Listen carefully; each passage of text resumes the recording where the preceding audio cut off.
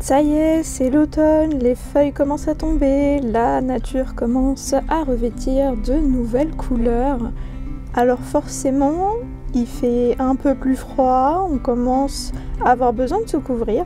Et pour ça, du coup, je ressors les essentiels de saison, à savoir le thé. Dans mon cas, il s'agit du Kousmiti. J'ai une préférence pour le Prince Vladimir et pour le Saint-Pétersbourg, que je vous conseille amplement si vous aimez les mélanges un peu vanille, un peu orange, un peu épice.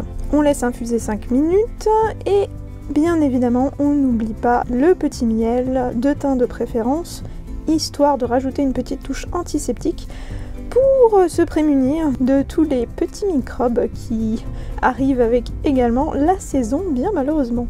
Et évidemment, qui dit automne dit fruits de saison. Et c'est le moment de retrouver le parfum absolument magnifique des clémentines. Ça aussi, je pense que c'est un petit plaisir qui fait du bien, ça redonne de la vitamine, c'est super important et pourquoi s'en priver? À votre santé! Et ça fait du bien. Et une fois qu'on s'est un peu réchauffé, qu'on a fait notre plein de vitamines, il est temps de se caler bien confortablement avec une bonne couverture et un bon livre doudou dont je vous parle tout de suite.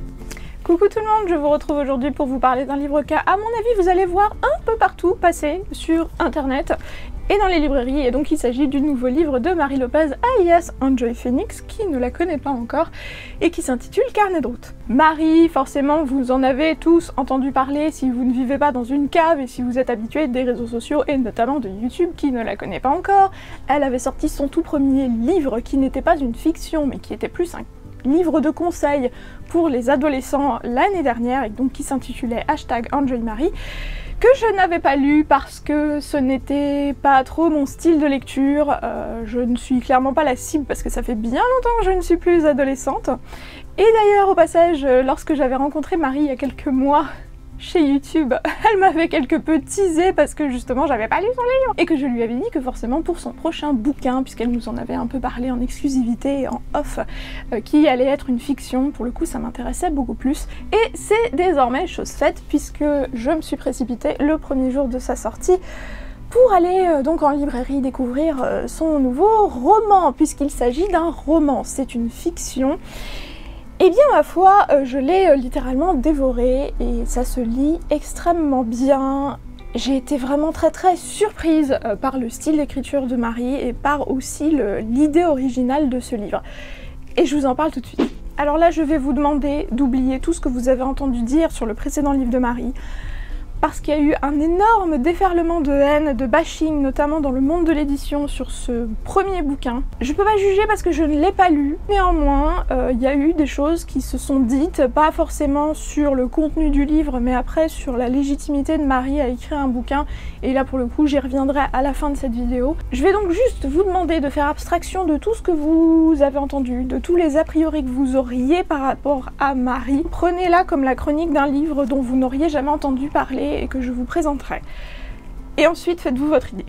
Carnet de route, c'est donc l'histoire de 5 personnes qui sont de générations différentes. Donc on a une personne qui est très âgée, qui a dans les 70 ans, une autre personne qui finalement est une personne de la vie active, qui a une quarantaine, cinquantaine d'années. On a une jeune fille qui a à peu près 25 ans, une autre qui est youtubeuse et qui est beaucoup plus jeune, qui a 18-20 ans, et un autre personnage un peu plus mystérieux, un garçon qui est un peu plus compliqué à cerner, et je ne vous dirai pas trop de choses dessus parce que je préfère vous laisser découvrir un peu le mystère dans ce livre. Le parti pris du livre, c'est de se dire que quelque part, sur cette planète, on est 6 milliards d'hommes, peut-être même plus d'ailleurs. Et finalement, on est énormément à être nés à plein d'endroits du globe différents, au même moment, au même instant. Et peut-être même à chaque fois qu'on est quelque part, on est à un moment déterminant de la vie de quelqu'un d'autre ailleurs. Et donc il y a cette succession de coïncidences qui peut-être ne veulent rien dire, mais qui parfois peut-être, si on croit à une puissance supérieure ou si on croit à la force du destin, peut-être Voilà, il y a peut-être une explication un peu surnaturelle en fait, ou sans pour autant rentrer dans le fantastique.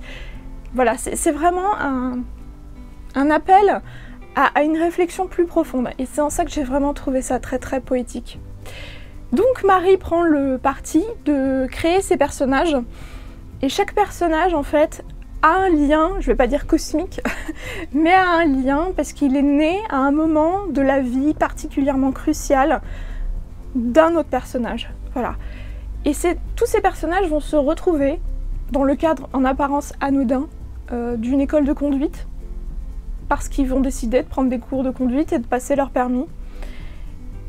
Et au fur et à mesure, ces 5 personnages vont finir par apprendre à se connaître, et finalement par ces rencontres qui sont en apparence fortuites, mais peut-être quelque part poussées par le destin, leur vie va être chamboulée. Ils vont réussir parfois à élucider des mystères de leur vie, des grandes interrogations qu'on a chacun en fait à notre niveau, en fonction de ce qu'on a vécu, de notre passé, du contexte familial, socio-culturel dans lequel on vit. Ils vont réussir peut-être à voir la vie différemment en fait. C'est vraiment très très très beau, je vous assure. Prenez vraiment ma chronique comme si elle venait d'un livre lambda dont on n'avait pas du tout connaissance de l'auteur, du background, etc. Je vous assure que j'ai été profondément surprise en lisant ce bouquin. Vous l'aurez compris, dès le préambule, j'ai donc trouvé que ce parti pris, cette idée originale de roman, en fait, était super originale. Voilà, il n'y a pas d'autre mot. Pourtant, des livres, j'en ai lu. Vous pouvez voilà, en témoigner, ça fait certainement un moment que vous me suivez pour la plupart d'entre vous. J'en ai lu, j'en ai vu de toutes les couleurs, de toutes les formes, de toutes les inspirations, de tous les styles littéraires. Et là, cette idée originale, pour le coup, j'aurais été vraiment très très intéressée de savoir comment est-ce que cette idée lui était venue, si j'avais une question à poser à Marie, en fait. Voilà, c'est pourquoi, comment comment est-ce qu'elle a réussi à trouver ce parti pris? Est-ce que finalement c'est quelque chose qui lui trottait dans la tête depuis super longtemps, etc. Ne serait-ce que cette idée-là, en fait, m'a paru vraiment très très intéressante. Et donc ensuite, je suis rentrée dans le roman. Alors, je vais vous donner ça comme ça me vient. C'est vrai que c'est pas un roman parfait. Il y a quelques petites imperfections. C'est pas abouti totalement en fait, mais on sent que c'est un premier roman. Il faut pas l'oublier. Enjoy Marie n'était pas un roman, c'était un carnet de conseils. C'était totalement différent d'écrire une fiction, qui est un exercice beaucoup plus compliqué. Et là, franchement, j'ai trouvé, honnêtement, avec vous, que c'était vraiment très très abouti en fait finalement, même s'il y avait voilà, des imperfections, que c'était vraiment très très bien écrit. Il y a parfois des réflexions, des figures de style malgré tout dans son texte qui sont vraiment très belles, honnêtement. Dans ce roman, il y a aussi énormément de références culturelles en fait, pour le coup, qui m'ont énormément surprise, agréablement surprise aussi, des références à des grands auteurs, à des œuvres littéraires, à des penseurs de l'histoire de l'humanité. Je pourrais vous citer, elle cite une œuvre de George Sand par exemple, elle cite Umberto Eco, ce grand auteur italien qui a disparu aujourd'hui et qui justement avait une façon de voir un peu la modernisation et Internet comme finalement un espace où finalement n'importe quel crétin pouvait dire ce qu'il avait à dire et c'était la liberté de penser. Et la liberté d'expression, voilà, c'est vraiment des petits détails comme ça qui m'ont paru assez surprenants. Et voilà, une fois de plus, dépassons nos clichés, se dire que oui, Marie a écrit un bouquin qui est vraiment très profond. Alors bien évidemment, elle a énormément mis de sa propre personne dans ce roman, puisque l'un des personnages principaux s'appelle Charlie, elle a une vingtaine d'années, elle est youtubeuse, elle a plusieurs millions d'abonnés.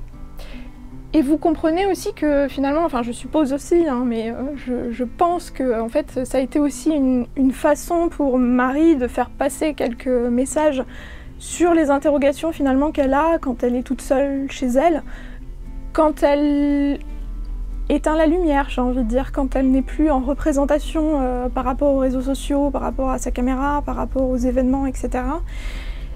Et c'est parfois très touchant, parce que bon, il y a des interrogations sur ses relations personnelles et intimes.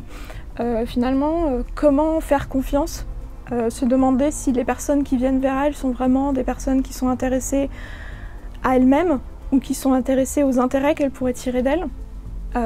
Ses relations amoureuses aussi, de la même façon. On a tous des attentes, on a tous envie d'être aimés, on a tous aimé pour nous, pour ce qu'on est, et de se dire est-ce que la personne finalement sera là pour moi ou pour ce que j'ai à côté. Elle a une réflexion aussi sur l'impact que les réseaux sociaux ont sur sa vie, parce que même s'il lui arrive des choses absolument magnifiques, c'est vrai que les commentaires absolument horribles, le traitement des médias qui comprennent absolument pas ce que l'on fait sur YouTube, et là pour le coup je ne peux que mettre un petit pouce, puisque voilà, si vous me suivez pareil depuis un moment, vous avez suivi quelques petits déboires que j'avais aussi subis à mon échelle bien évidemment, mais Marie, j'ose même pas imaginer par rapport à tout ce qui lui est arrivé et qui continue encore de lui arriver aujourd'hui. Voilà, c'est vraiment un beau roman de réflexion.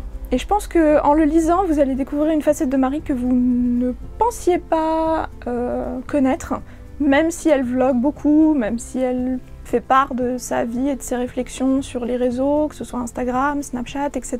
Et en même temps, même si vous n'êtes pas intéressé par Marie en tant que youtubeuse, etc., je pense que vous pouvez le lire parce que c'est une très bonne idée originale. Alors c'est pas un roman où il y a de l'action comme pas possible, où il va y avoir un plot twist incroyable, enfin, c'est pour ça qu'en même temps, moi je le vois idéalement comme un vrai livre doudou qui tombe super bien pour la période. On est en automne, le temps commence à se rafraîchir, ça fait du bien aussi de se caler avec un bon livre, avec un super plaid, hein, n'est-ce pas? Le super plaid tartan qui est derrière moi, bien au chaud, avec un thé, éventuellement des fruits de saison, pour voilà, se recentrer sur des questions essentielles qui font notre vie, et ça nous amène aussi à faire le point sur ce qui est important dans la vie et à relativiser aussi nos problèmes. Voilà, donc je vous invite fortement à aller découvrir le livre de Marie, parce que vous l'aurez compris, j'ai été vraiment très agréablement surprise par ce bouquin, donc je vous invite fortement à lui donner sa chance, à ne pas partir dans les a priori que tout le monde aime bien propager sur les réseaux sociaux, comme quoi Marie n'aurait pas le droit d'écrire un livre. Je suis désolée, mais tout le monde a le droit d'écrire un livre, et c'est pour ça aussi que Wattpad est là et qu'il explose. En plus de ça, j'ai envie de dire que le mois de novembre est particulièrement propice, puisqu'il s'agit du mois du NaNoWriMo, où tout le monde se donne un mois pour écrire son roman. Je vous incite fortement donc à découvrir le livre, j'espère que vous avez apprécié cette vidéo. Moi, comme d'habitude, j'espère aussi que vous avez fait de très belles lectures à côté. Je vous donne rendez-vous dorénavant les dimanches pour mes vidéos, parce que je vais changer un peu mon rythme. Parce que par rapport à mes études, etc., ce sera beaucoup plus simple de cette façon. Donc je vous donne rendez-vous dimanche prochain pour une nouvelle vidéo. N'oubliez pas le petit pouce, commentaire si vous avez l'intention de le lire ou si vous l'avez déjà lu et que vous voulez me dire ce que vous en pensez. N'oubliez pas de vous abonner si ce n'est pas déjà fait. Je vous fais de très gros bisous et je vous dis à très bientôt. Salut!